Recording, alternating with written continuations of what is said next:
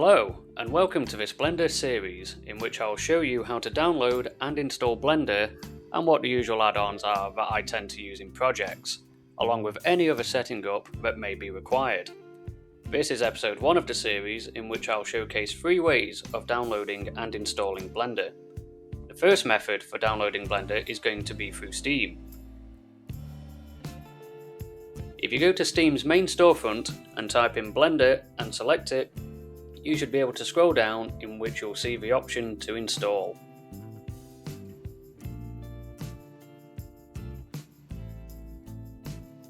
A second way to download Blender, which is my personal favourite, is through the Blender website itself. There's 2 ways to get there. You can either follow the link that I will put in the description, or you can go over to your web browser, type in Blender, and it should be the top result.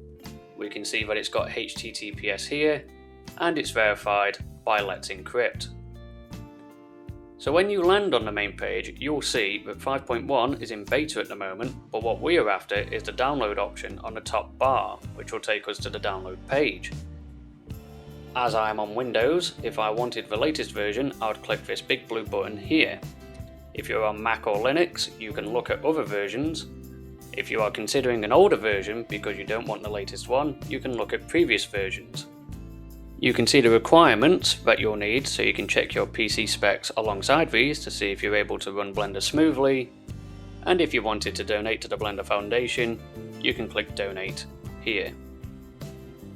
One of the final ways that you can download Blender is through the Microsoft Store, which I personally wouldn't recommend, as you can get the full download library from the Blender website, where you can download whichever version you require.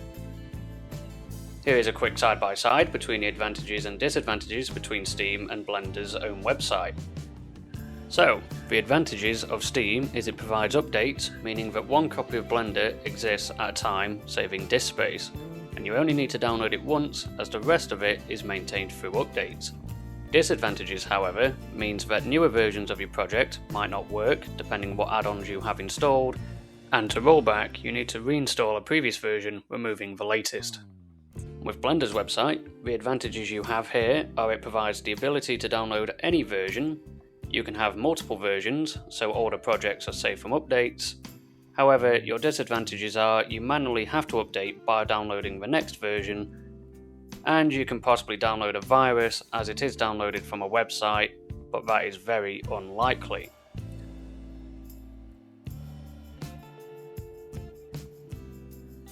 Just to show you real quick through Steam, if you have downloaded Blender 5.1 or it's updated to Blender 5.1 and you found that some of your add-ons no longer work, what you have to do is just go to Library, right click Blender, go to Properties, Game Versions and Betas, and there you can find a list of the different versions you can install. So for example, if I wanted to go back to 3.6, I can select 3.6 and it will start to download and install. The only issue is I can't just jump back to 5.1, as I will then have to download and install 5.1, therefore removing 3.6. So that's one of the benefits of downloading from the website, because I can have 3.6 and 5.1 installed. However, the thing that I like about Steam is it can show your playtime and how long I have been using it for. I'll be downloading Blender from Blender's own website. Because I'm a Windows user, I'll be pressing this big blue button in the middle. And while it downloads, we can see what's new in Blender 5.1. This is where you have the option to read through or even watch the recap video, just so you can get an understanding of what to expect that might be different from a previous version that you are more familiar with.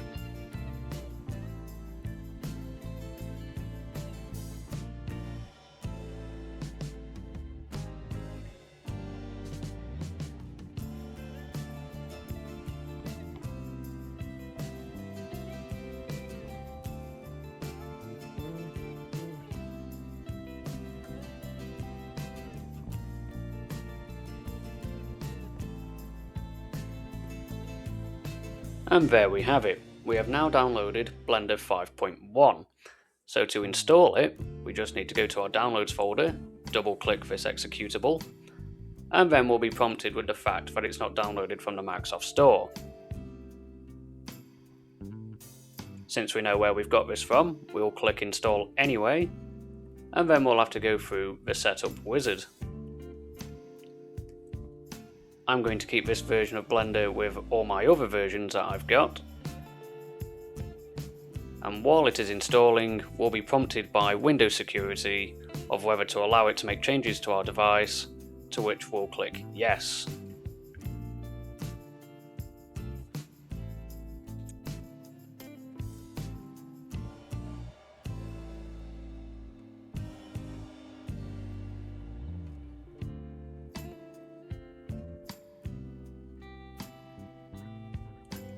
And there we have it. Blender is now installed, and if you go into your search bar and type in Blender 5.1, there it is. And on your first opening of it, you may be asked if you want to carry over any preferences from a previous Blender version, whether we want light or dark mode, the main click being the left or right mouse button, but because I've already opened this once before, I haven't been given that option, but I have set it up like I am a brand new user, who has got minimal tools and no add-ons installed.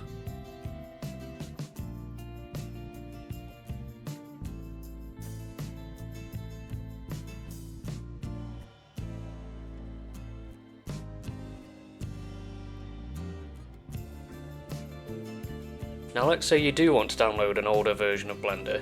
What you do is while you're on the Blender downloads page, you go to previous versions, download any Blender, and then scroll down to the version that you might want. So for example, I want version 4.4, and you can either download the MSI, which will treat it like an executable like we did with 5.1, or you can download the zip and then you can run it from your downloads folder.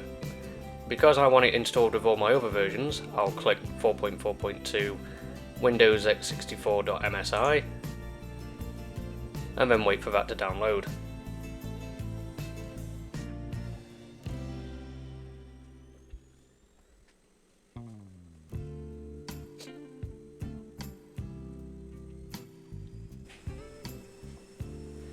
There we go. So now if we open up our downloads folder, we'll see that we have it right here, just like it was an old executable. So I'll double click this, and then we'll go through the exact same process as what we did with 5.1.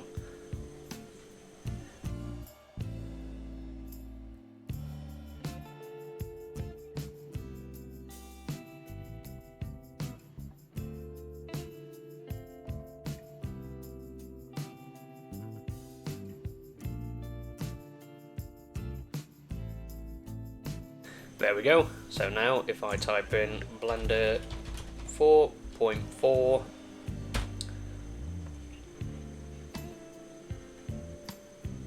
there we go.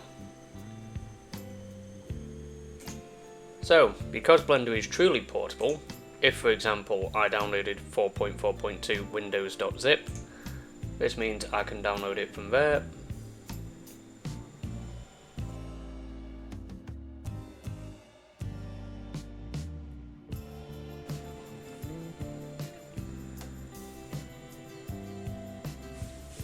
There we go. So now what we'll do is we'll go into our downloads folder, we'll see that it's here, right click on it, extract there,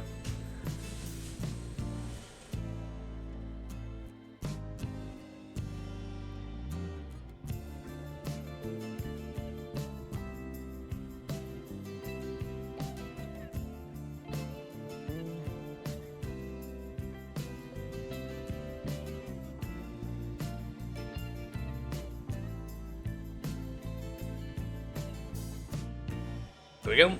So now what we can do is we can go into Blender here. As you can see, we're still in our downloads folder. Click Blender, it'll come up with command prompt.